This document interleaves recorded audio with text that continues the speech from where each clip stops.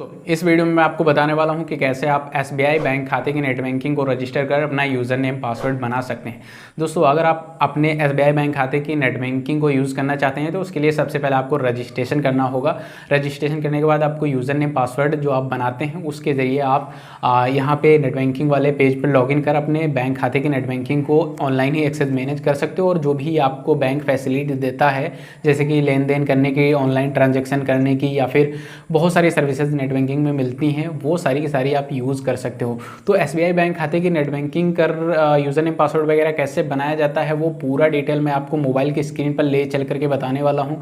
तो इस प्रोसेस को बहुत ही बारीकी से समझिएगा और फॉलो कीजिएगा, क्योंकि यह जो प्रोसेस है ये थोड़ा लंबा होगा, लेकिन अगर आप इसको पूरा देखते हो और सही से फॉलो करते हो तो आप भी अपने बैंक खाते की नेट बैंकिंग को रजिस्टर कर यूज़र नेम पासवर्ड बना करके आप भी जो है अपने बैंक की नेट बैंकिंग को यूज़ कर सकोगे। तो चलिए हम चलते हैं इसके लिए अपने स्क्रीन पर और वहाँ पे सारा प्रोसेस समझ लेते हैं।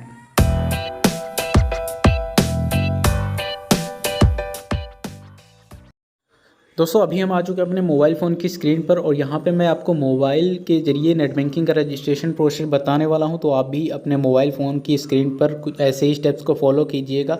अगर आप लैपटॉप पर भी करते हैं तो भी सेम स्टेप्स आपको लैपटॉप पर भी करने पड़ेंगे। यहाँ पर नेट बैंकिंग का रजिस्ट्रेशन करने से पहले आपको अपनी बैंकिंग डिटेल्स अपने पास रख लेनी है, जैसे कि अकाउंट नंबर, CIF नंबर और रजिस्टर्ड मोबाइल नंबर और डेबिट कार्ड की एक्सपायरी डेट वगैरह बहुत सारी डिटेल डालनी पड़ेगी। वो सब आपको अपने पास रख लेनी है।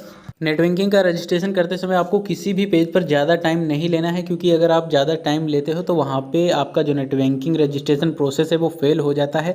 इसलिए सारी डिटेल्स आपको अपने पास रखनी है और जो भी मैं वीडियो में प्रोसेस करता हूँ उसे ध्यान से देख लेना है और फिर आपको नेट बैंकिंग का रजिस्ट्रेशन करना शुरू करना है। एसबीआई की नेट बैंकिंग का रजिस्ट्रेशन करने के लिए आपको यहाँ गूगल में SBI नेट लिखना है और जो SBI की नेट बैंकिंग वाली वेबसाइट होती है उस पर यहाँ पे ऊपर वाली पे क्लिक करके यहाँ आ जाना है। इस वेबसाइट का लिंक आपको डिस्क्रिप्शन बॉक्स में मिल जाएगा, वहाँ से डायरेक्ट क्लिक करके भी आप आ सकते हैं। यहाँ पर सबसे पहले आपको 3 डॉट पर क्लिक करके ये चेक कर लेना है कि जो आपकी साइट है वो डेस्कटॉप साइट में लगी हुई है कि नहीं। अगर आपकी साइट डेस्कटॉप मोड में नहीं लगी हुई है तो यहाँ पर आपको डेस्कटॉप साइट वाले ऑप्शन पर क्लिक करके इसे डेस्कटॉप मोड पे कर लेना है।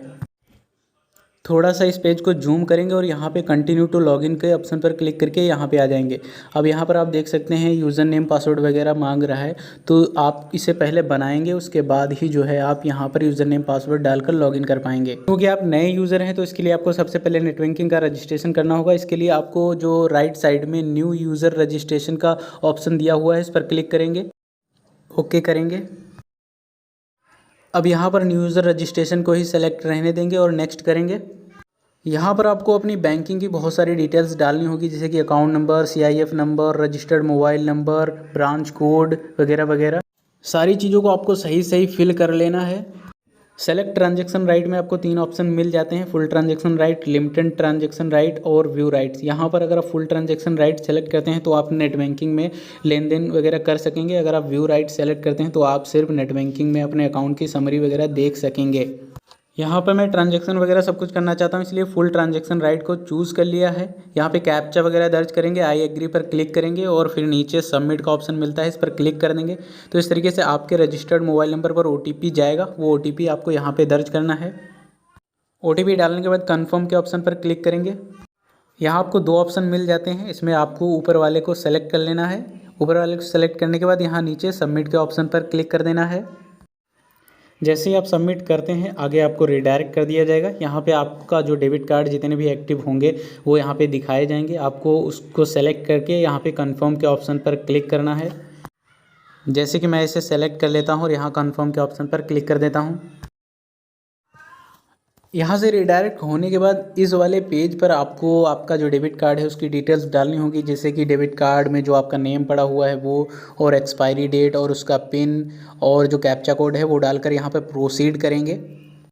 जैसे ही आप यहाँ पे प्रोसीड करते हैं आपके सामने इस तरह का पेज आता है। यहाँ आपको कुछ भी नहीं करना है, ये ऑटोमेटिकली आपको रिडायरेक्ट करेगा। अब यहाँ पर आपको अपना यूज़र नेम और लॉगिन पासवर्ड बनाना होगा। तो यूज़र नेम वाले ऑप्शन में आपको कुछ ऐसा यूज़र नेम डालना है जो कि अवेलेबल हो, जैसे कि मैंने यहाँ पे यूज़र नेम डालकर चेक यूज़र नेम पर क्लिक किया तो वो अवेलेबल दिखा रहा है। उसके बाद बॉक्स को चेक करेंगे और लॉगिन पासवर्ड में अपना लॉगिन पासवर्ड डालेंगे, दोनों में सेम लॉगिन पासवर्ड डालेंगे। यूज़र नेम कैसा क्या बनेगा और कैसा क्या लॉगिन पासवर्ड बनेगा यहाँ स्क्रीन पर आप देख सकते हो। लेकिन ये वाला यूज़र नेम और लॉगिन पासवर्ड आपको नहीं डालना है, ये सिर्फ मैं आपको एग्जांपल के लिए बता रहा हूँ।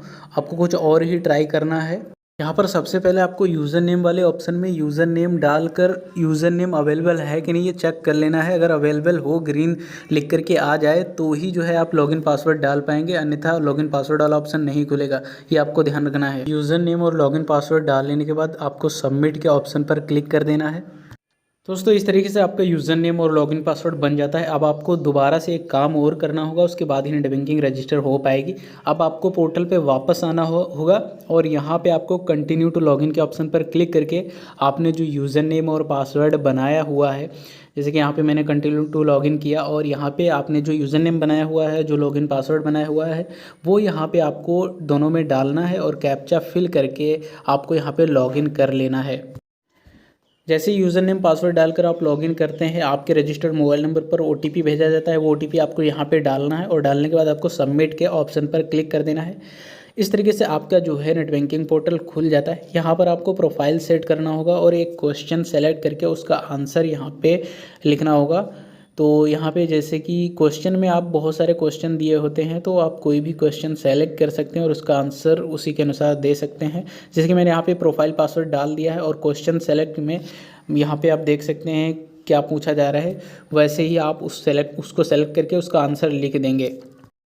जैसे कि मैंने यहाँ पे where did you meet your spouse वाले क्वेश्चन को सेलेक्ट कर लिया है और उसका जो आंसर है वो मैं यहाँ पे लिख देता हूँ। उसके नीचे आपको एक प्लेस ऑफ बर्थ का एक ऑप्शन मिलता है, यहाँ पे आपका जो जन्म स्थान है उसे डाल देना है और ये सब डालने के बाद आपको सबमिट के ऑप्शन पर क्लिक करके ओके कर देना है।